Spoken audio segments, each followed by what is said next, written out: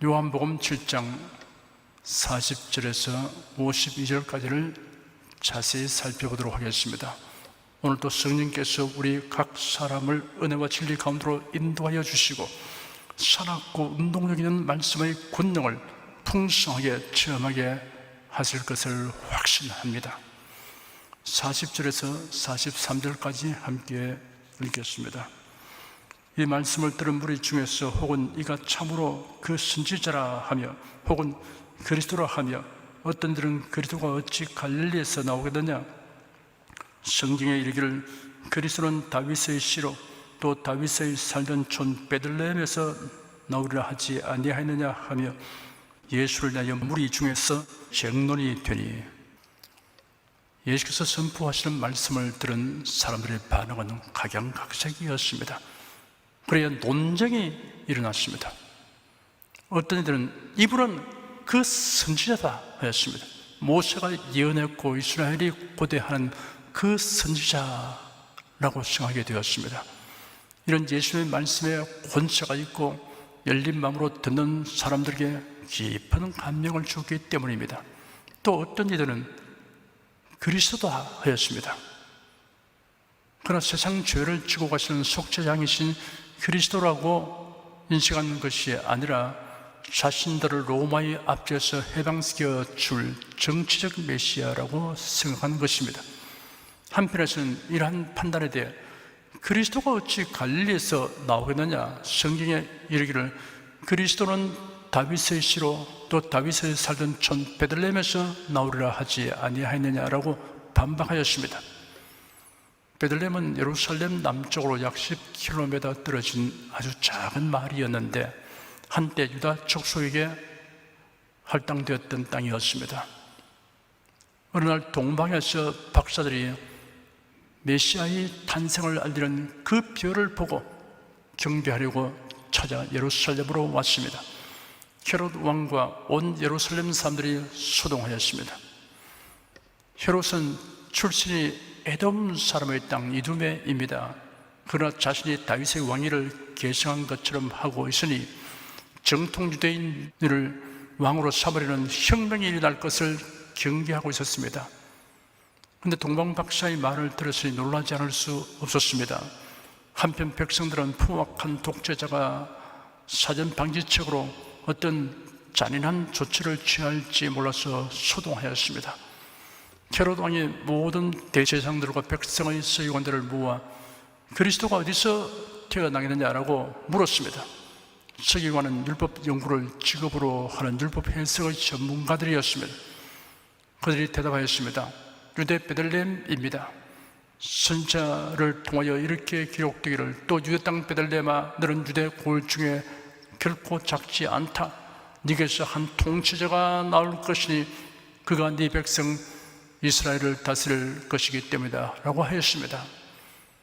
헤롯은 박사들에게 당부하기를 별이 나타난 때를 자세히 묻고 아기에 대하여 자세히 알아보고 찾거든 나도 가서 경배하게 하라 하였습니다.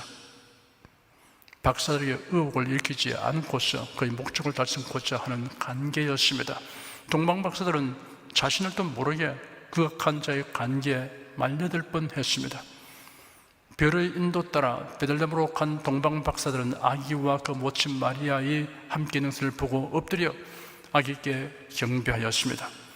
동방 박사들은 꿈에 헤롯에게로 돌아가지 말라는 지시함을 받아 다른 길로 고국에 돌아갔습니다.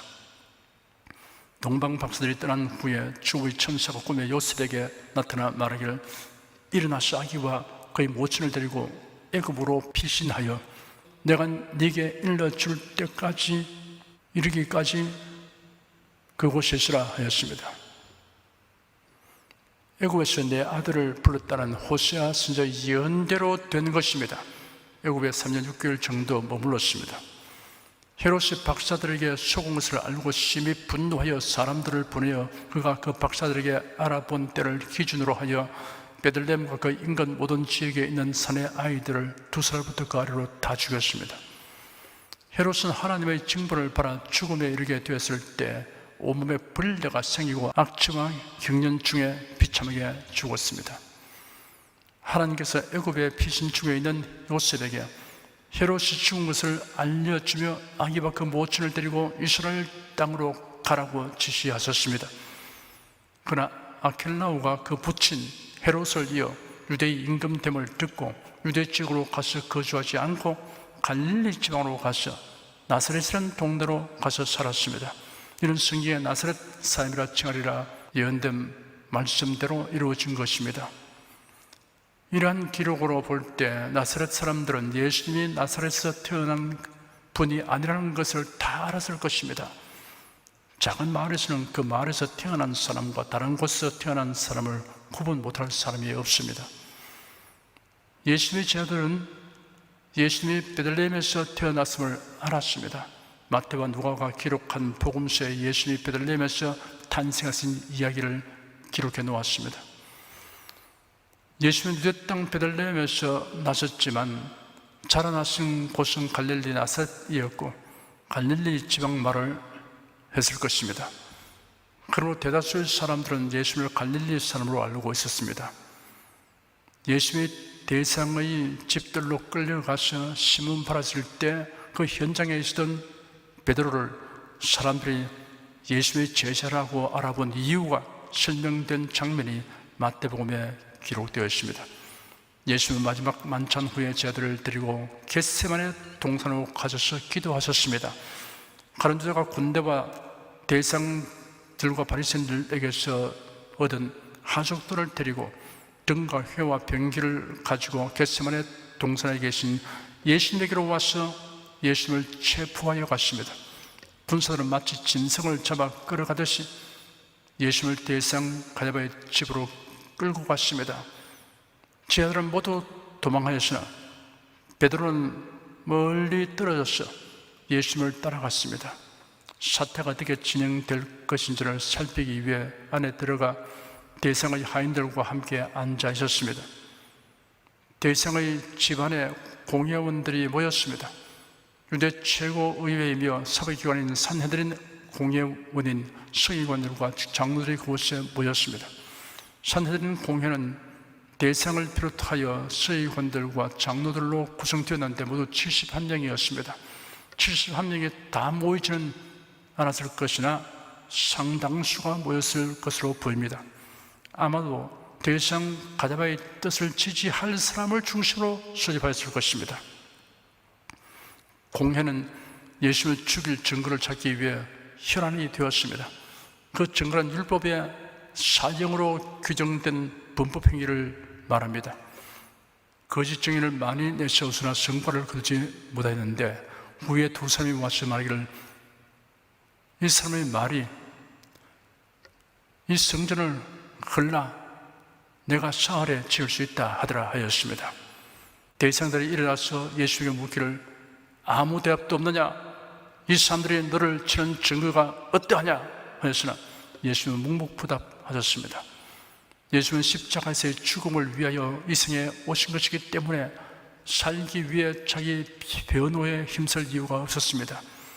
대상이 재촉하여 말하기를 내가 너로 살아계신 하나님께 맹세하게 하노니 네가 하나님의 아들 그리스도인지 우리에게 말하라 하였습니다. 피고가 정죄받지 않으려고 맹세하며 변명하는 일은 있지만 재판관이 피고에게 맹세하고 말하라고 요구하지는 않습니다. 대상은 예수님을 정죄하기 위한 목적으로 대답을 촉구하는 것입니다. 예수께서 대답하시기를 네가 말하였느니라. 그러나 내가 너에게 이르노니 이후에 인자가 군당의 우편에 앉은 것과 하늘 구름을 타고 오는 것을 너희가 보리라 하셨습니다. 예수는 사람들이 자신을 음해하는 것에는 반응하지 않으셨으나 자신이 하나님의 아들이며 그리스도라는 사실은 확실하게 밝히셨습니다. 이후에 인자가 군당의 우편에 앉은 것과 하늘 구름을 타고 오는 것을 네가 보리라 하신 말씀은 네가 하나님의 아들 그리스도인지 우리에게 말하라는 요구에 대하여 그 모두를 긍정한 것입니다.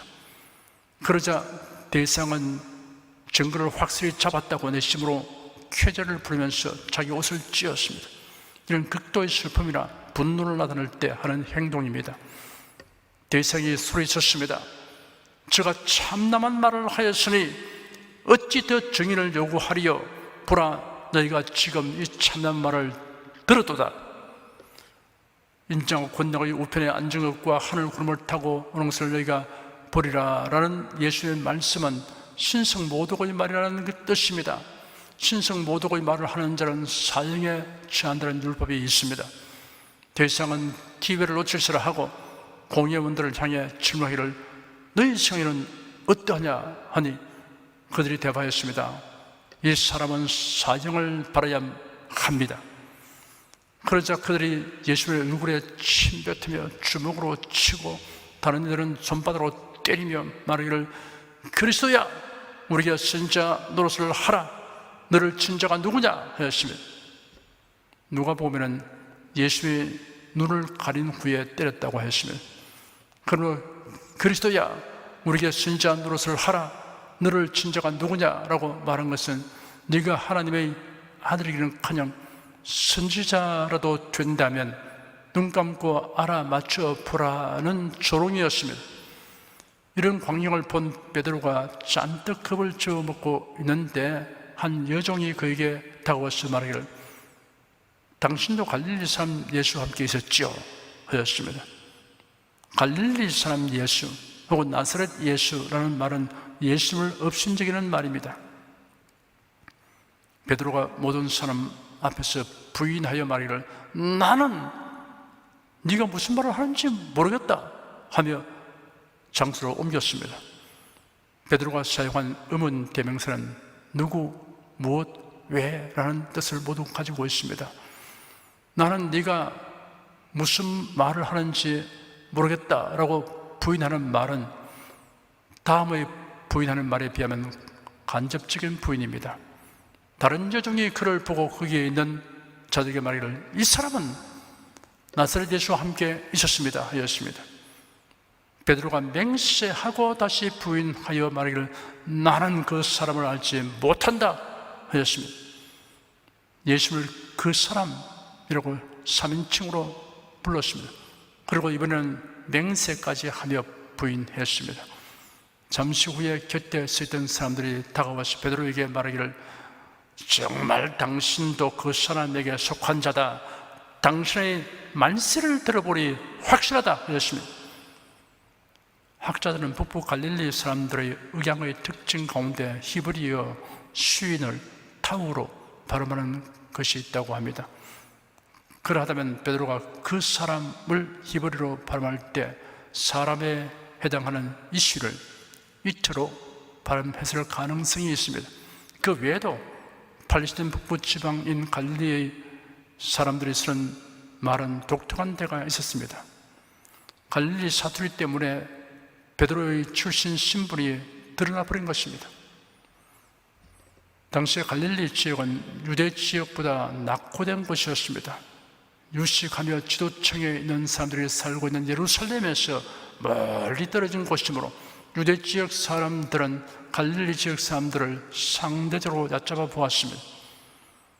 베드로가 솔로몬 행각에서 설교하고 있을 때 제사장들을 비롯한 사두개파 사람들과 성전 경비 책임자가 베드로와 요한을 잡으려고 왔습니다. 제사장 계열의 제2인자이고 성전의 치안을 담당하는 성전 맡은 총책임자가 사도들이 설교하고 있다는 보고를 받고 종교계를 대표하는 제사장들과 부유한 귀족층을 대변하는 사두견들을 데리고 현장으로 왔습니다. 이들은 사도들이 예수의 부활에 관하여 가르친 것을 싫어하였기 때문에 즉각 행동에 옮겨 베드로 요한을 체포하였습니다. 이미 날이 저물게 되었으므로 사도들을 일단 옥에 가두었습니다. 유대인의 관습에 의하면 해가 진 후에는 재판을 행할 수 없었습니다. 그런데도 예수님을 재판할 때는 밤중인데도 이를 단행했습니다. 솔몬 행각에서 행한 베드로의 설교는 많은 사람을 감동시켰고 예수를 믿게 하였습니다. 오순절날 베드로의 1차 설교를 통해 3,000명이 회개하고 예수 그리스도를 믿었습니다. 솔로몬 행각에서의 베드로의 2차 설교를 통해서는 5,000명이 회개하고 예수를 믿었습니다. 베드로 사도가 성전 문 앞에서 구걸하는 안전병기를 일으켰습니다. 이를 기이하게 이긴 사람들이 솔로몬 행각으로 모여들었습니다. 모여든 군중들에게 베드로가 복음을 전하니 5,000명이 예수를 믿게 되었습니다. 성전의 치안을 담당하는 성전 맡은 총책임자가 종교계를 대표하는 제사장들과 귀족층을 대표하는 사두개인들을 데리고 현장에 와서 베드로와 요한을 체포하고 옥에 가두었습니다. 이튿날에 산헤드린 공회를 열고 베드로와 요한을 신문하였습니다. 산헤드린 공회의 구성원으로는 대제사장이 있습니다. 유대교의 제일 수장입니다. 다음으로 장로는 유대인들의 지파나 지역 대표자 및 원로입니다. 당시 장로들이 대부분 사두개파 출신입니다. 그 다음에 서기관이 있습니다. 서기관들은 대부분 바리새파 사람이었습니다. 서기관은 율법 교사였습니다. 제사장들이 종교계를 대표한다면 장로는 행정적 측면에서 백성을 대표하고 서기관들은 학문적인 분야를 대표하는 사람들입니다. 이들은 유대 사회의 각 분야의 전문가이며 대표자로서 산헤드린 공회의 회원이 되었습니다. 산헤드린 공회가 베드로와 요한을 신문하기 위해 모였는데 특히 대상들과 그 가문의 사람들이 다 참여할 만큼 이 사건을 중대하게 다루었습니다. 산헤드린에서 재판이 이루어질 때는 피고를 가운데 세우고 산헤드린 의원들이 피고를 중심으로 바늘을 그리고 둘러앉았습니다. 이러한 법정의 구조는 피고에게 강한 위압감을 주었을 것입니다. 신문의 핵심은 베드로와 요한이 안전병기를 고친 사건에 대한 것이었습니다.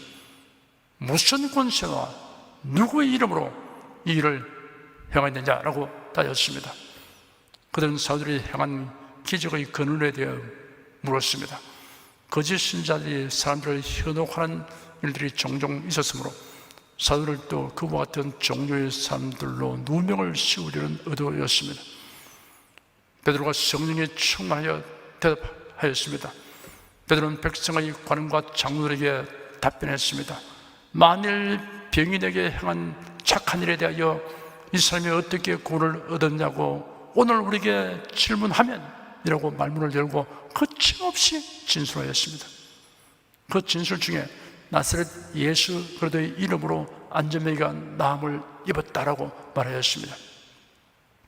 예수 그리스도 앞에 나사렛이라는 지명을 붙여 나사렛 예수 그리스도라고 하였습니다. 그 이유는 그 당시 유대 사회에서는 나사렛 지방 사람들을 업신여겼는데 예수님이 나사렛 출신이었습니다. 그래야 예루살렘의 귀족들인 산헤드린 회원들은 예수님을 나사렛 출신이라고 하여 더욱 업신여겼습니다. 그러나 베드로는 너희가 업신여기는 나사렛 출신의 예수 그리스도의 이름으로 안전병기가 고침 받은 것이다 라고 힘주어 말했습니다. 산헤드린 공회원들은 베드로와 요한의 변론을 듣고 놀라움을 금침을 했습니다. 그 이유는 베드로와 요한이 갈릴리 출신이므로 무식한 자들이라고 여겼는데 유창하게 말하기 때문입니다. 초막절 명절 행사에 참석했다가 예수께서 선포하시는 말씀을 들은 사람들 중에 어떤 이들은 이분은 그 선지자다 하였습니다. 또 어떤 이들은 그리스도다 하였습니다. 또 어떤 이들은 그리스도가 어찌 갈릴리에서 나오겠느냐, 성경에 이르기를 그리스도는 다윗의 씨로 또 다윗의 살던 촌 베들레헴에서 나오리라 하지 아니하였느냐 하였습니다. 메시아는 베들레헴에서 나시게 된다는 것을 유대인들은 알고 있었습니다. 그럼 예수님이 베들레헴에서 나신 사실을 모르는 사람들이 많았기 때문에 이런 주장을 한 것입니다. 그들은 예수님의 출생지에 대하여 잘못 알고 있었습니다. 그릇된 지식을 가지는 것은 관련된 지식이 없는 것보다 더 해로울 수 있습니다. 왜냐하면 그릇된 선입관점을 가지게 하기 때문입니다. 사람의 선입관은 좀처럼 지워지지 않습니다. 그 지식이 사실이 아니라는 것을 알게 되어도 그 선입관에서 헤어나오지 못하는 사람이 있습니다. 이단 사이비에 빠졌던 사람들이 그가 속한 조직처가 잘못된 것을 알게 되어도 벗어나지 못하는 이유도 이와 같은 것입니다.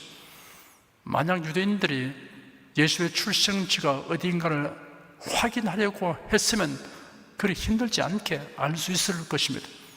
최소한 나사렛 마을에 가서 수소문 해보면 곧장 알 수 있을 것입니다. 그들은 그들의 판단과 주장을 고수하려고 했을 뿐만 아니라 사실대로 알기를 원치 않았던 것입니다. 그들은 메시아가 오신다는 것을 알고 있었습니다.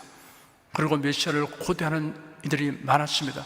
하지만 두 가지 병폐를 가지고 있었습니다. 첫째는 메시아에 대한 개념이 비성경적이었습니다. 우리들을 대속하실 메시아가 아니라 다윗 시대의 영광을 회복하실 정치적 메시아였습니다. 둘째는 유대 사회의 종교 지도자들과 권력자들은 자신들의 기득권 유지에 더 큰 관심과 힘을 쏟았습니다. 재림하신 예수님에 관한 예언의 말씀에 대해서도 교회 가운데 이와 같은 현상이 뚜렷하게 나타나고 있습니다.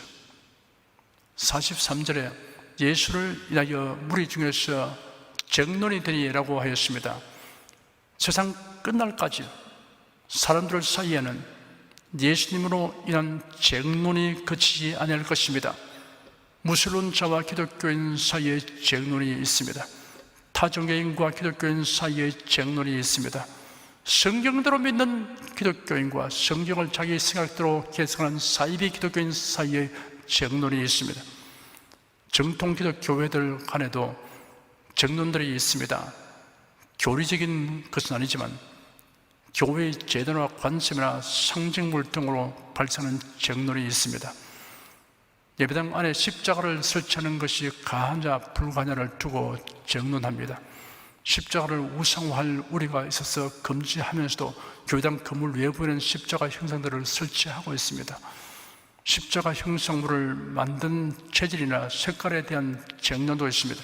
나무로 만들어야 한다는 주장, 그리고 색깔이 붉은색이 합당하다 아니면 나무색이 합당하다라는 주장이 있습니다.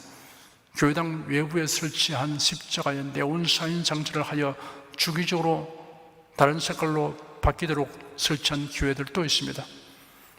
교회당의 강단에서 순서를 맡은 분들이 구두를 신는 것과 슬리퍼를 신는 것을 두고 쟁론합니다. 강단에 꽃꽂이 장식을 하는 것이 가하냐 불가하냐, 성화가 아닌 조화로 하는 것이 가하냐 불가하냐를 두고 쟁론합니다. 이런 쟁론들은 모두 본질을 떠나 비본질적인 것으로 논쟁하는 것입니다. 사실 논쟁거리가 될 것이 아닙니다. 44절에서 49절까지 읽겠습니다. 그 중에는 그를 잡고자 하는 자들도 있으나 손을 대는 자가 없었더라. 하족들이 대상들과 바리새인들에게로 오니 저희가 묻되 어찌하여 잡아오지 아니하였느냐. 하족들이 대답하되 그 사람이 말하는 것처럼 말하는 사람은 이때까지 없었나이다 하니 바리새인들이 대답하되 너희도 미혹되느냐. 당국자들이나 바리새인 중에 그를 믿는 이가 있느냐. 율법을 알지 못한 이 무리는 저주를 받은 자로다. 종교 지도자들인 대상들과 바리새인들이 성전 경비병들을 보내어 예수를 잡아오라고 했는데 그 임무를 수행하지 않고 온 것에 대하여 힐책하였습니다. 그러자 그들이 대답하기를 그 사람이 말하는 것처럼 말하는 사람은 아직까지 없었습니다 하였습니다. 결코 없었다는 말입니다. 그들은 예수님의 태도와 그 말씀에서 위엄과 권위를 느꼈으며 감동을 받았던 것입니다. 그래서 예수님을 도저히 체포할 수 없었던 것입니다. 한편으로 성전 경비병들은 자신들의 양심에 따라 행동하는 용기를 가진 자들이었습니다. 대상과 바리새인들은 화가 나서 말하기를 너희도 미혹되느냐. 당국자들이나 바리새인 중에 그를 믿는 이가 있느냐. 율법을 알지 못한 이 무리는 저주를 받은 자로다 하였습니다. 너희도 미혹되었느냐 하였습니다. 사실은 질투하고 있는 그들은 사탄에 미혹된 자들이나 다름없습니다. 미혹된 자들이 눈으로 보니 정상인이 도리어 미혹된 사람으로 보이는 것입니다. 관리들이나 바리새인들 중에 예수를 믿는 자가 어디 있느냐라고 말했습니다. 관리나 바리새인이 표준이 될 수 없습니다. 신앙과 행위의 기준은 성경입니다. 그를 믿는 자가 있느냐. 이 무리는 저주를 받은 자로다 하였습니다. 자신들의 가르침을 따르지 않는 자들은 저주를 받은 자라고 하였으며 모든 저주가 다 혈육에 있는 것이 아닙니다. 잘못 저주하면 그 저주가 자기에게로 돌아갑니다. 축복은 누구에게나 해도 문제될 것 없습니다. 그 축복을 거부하면 축복한 사람으로 돌아오기 때문입니다. 예수께서 말씀하시기를 아무 성이나 촌에 들어가든지 그 중에 합당한 자를 찾는데요, 너희 떠나기까지 거기서 머물라. 또 그 집에 들어가면서 평안하기를 빌라. 그 집이 합당하면 너희 빈 평안이 거기 임할 것이요 만일 합당치 않으면 그 평안이 너희로 돌아올 것이라 하였습니다. 50절에서 52절까지 읽겠습니다. 그 중에 한 사람 곧 전에 예수께 왔던 니고데모가 저에게 말하되 우리 율법은 사람의 말을 듣고 그 행한 것을 알기 전에 판결하느냐? 저희가 대하여 가로되 너도 갈릴리에서 왔느냐? 상관하여 보라, 갈릴리에서는 선지자가 나지 못하느니라 하였더라. 그런데 그들 중에 니고데모라는 학자가 있었습니다. 그는 말하기를 우리가 판단의 근거로 삼는 율법대로 한다면 예수님이 하는 말과 행위로서 판단해야 할 것이 아니냐 하였으며 실체적 진실에 근거한 판단을 하지 않고 추리로서 판단해서는 안 된다는 뜻입니다. 추리란 어떤 일부분의 사실에 근거하여 아직 확인하지 아니한 것을 짐작하고 헤아려 결론을 내리는 것을 말합니다. 그러자 다른 종교 지도자들이 니고데모에게 너도 갈릴리에서 왔느냐? 상고하여 보라, 갈릴리에서는 선지자가 나지 못하느니라 라고 비난 공격했습니다. 그들은 니고데모가 갈릴리 사람이 아닌 것을 잘 알고 있었습니다. 그래도 너도 갈릴리 사람이냐 라고 말한 것은 비꼬아서 하는 말입니다. 왜 갈릴리 사람인 예수를 변호하느냐라는 뜻입니다. 갈릴리에서는 선지자가 나지 못한다 라고 단정적인 말을 했습니다. 그런 억지 주장을 하고 있는 것이 없습니다. 선지자 요나, 호세아, 나홈이 갈릴리 출신이었고 아모스, 엘리야, 엘리사 선지자도 갈릴리 출신이었을 것으로 추정됩니다. 사람이 어떤 대상에 대하여 미운 감정을 가지고 나쁜 선입관을 가지면 거기서 헤어나기가 참으로 어렵습니다. 그의 판단이 틀렸다는 여러 증거들을 제시해 주고도 그 고질적인 병폐에서 벗어나지 못합니다. 그 이유는 두 가지입니다. 첫째는 자기 생각을 바꾸면 마치 패배자라도 들은 것처럼 여기기 때문입니다. 둘째는 자신의 선입관과 자신의 정체를 동일시하는 착각에 빠지기 때문입니다. 우리의 신앙적 판단은 언제나 하나님께서 하신 말씀과 하나님께서 행하신 일들에 근거한 것이어야 합니다. 기도하겠습니다.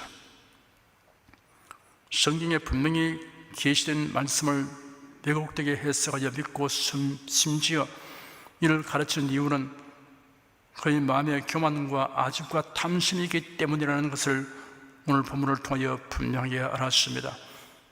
자신이 원하는 것과 혹은 가진 것에 집착하면 예언의 말씀을 왜곡되게 해석하게 되고 은혜와 진리에서 이탈하게 될 위험이 다분히 있다는 사실을 깨달았습니다.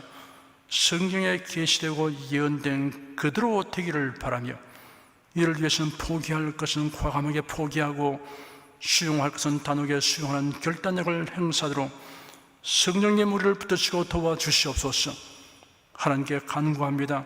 이 설교를 들으시는 분들이 인생들에게 주시는 하나님의 가장 큰 은혜와 선물이 예수님의 초림과 재림인 것을 온전히 알고 성경에 예언된 대로의 예수님의 재림을 고대함으로 신령한 소망과 기쁨이 가득하게 하여 주시옵소서. 예수 그리스도의 이름으로 기도드립니다. 아멘. 찬송가 470장 부르십시다.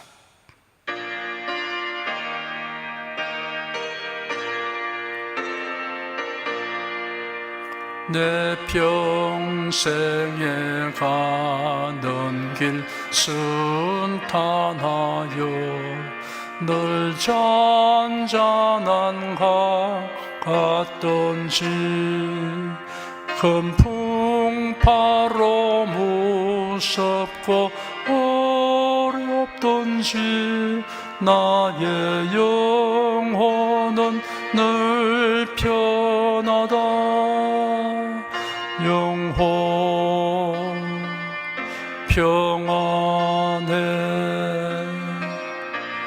내 영혼 평안해. 기는 우리를 삼키려고 입 벌리고 달려와도 주 예수는 우리의 대장되니 끝내 싸워서 이기겠네.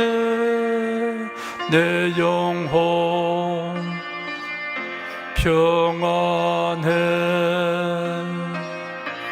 내 영혼